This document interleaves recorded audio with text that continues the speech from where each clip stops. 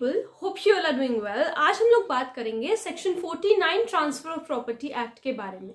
Section 49 transfer of property act हमें बताता है ट्रांसफरीज राइट अंडर पॉलिसी। तो ये सेक्शन बात कर रहा है ट्रांसफरी के राइट के बारे में। पॉलिसी का मतलब है कोई अगर इंश्योरेंस पॉलिसी है जो उसने ट्रांसफरर से खरीदी है, अगर उस घर पे, उस लैंड पे कोई इंश्योरेंस पॉलिसी है उस इमूवेबल प्रॉपर्टी, तो वो किस तरीके से वर्क करेगी ये बताता है section 49 transfer of property act. सबसे पहले हम लोग बेयर एक्ट की लैंग्वेज में पढ़ लेते हैं कि where immovable property is transferred for consideration, जब कोई इमूवेबल प्रॉपर्टी कंसिडरेशन के लिए ट्रांसफर करी जाती है, एंड सच प्रॉपर्टी और any part thereof is at the date of the transfer insured against loss और डैमेज बाय फायर।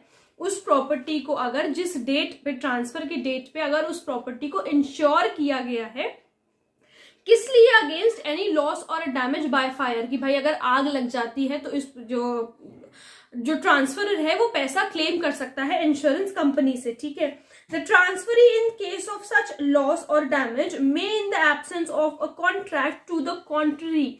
देखो, in the absence of contract to the contrary का मतलब है कि अगर कोई और कॉन्ट्रैक्ट नहीं हुआ है, मान लो कि अगर ट्रांसफरी और ट्रांसफरर के बीच में कोई ऑलरेडी कॉन्ट्रैक्ट हो रखा होता इसे इंश्योरेंस पॉलिसी को लेकर के कि भाई अगर ऐसा कुछ होता है, ट्रांसफरी कहते हैं कि अगर ऐसा कुछ होता है तो मुझे कोई पैसा वगैरह नहीं चाहिए, कुछ भी क्लेम मैं नहीं करूंगा। अगर ये कॉन्ट्रैक्ट नहीं हो रखा है तभी ये वाला जो सेक्शन है, सेक्शन 49, ये आता है काम में। ठीक है, so require any money which the transferrer actually receives under the policy, तो अगर जो ट्रांसफरर को जो भी पैसा मिलेगा उस पॉलिसी के अंडर में, और so much thereof as may be necessary to be applied in reinstating the property, तो वो जो पैसा है वो ट्रांसफरी को देगा और क्या करेगा, उस प्रॉपर्टी को दोबारा से बिल्ड किया जाएगा। ट्रांसफरी उस प्रॉपर्टी को दोबारा से बिल्ड करेगा।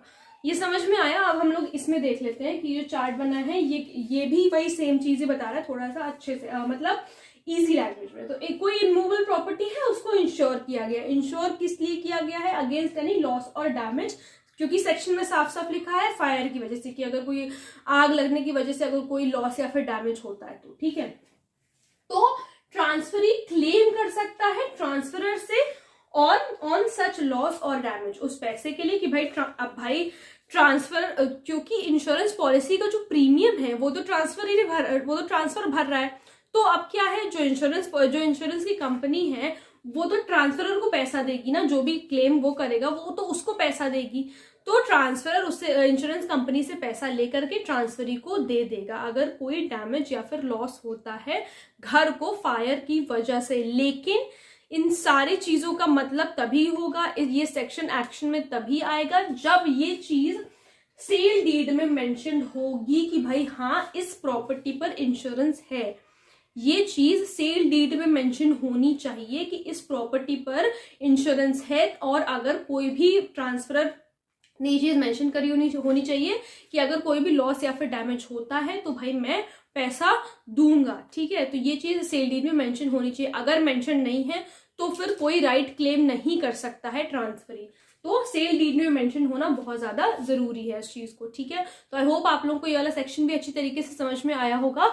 अगर कोई प्रॉब्लम है तो please let me know in the comment section, और अगर आप लोग इस टॉपिक पे वीडियो देखना चाहते हैं तो वो प्लीज मुझे जरूर बताइएगा। Thank you so much.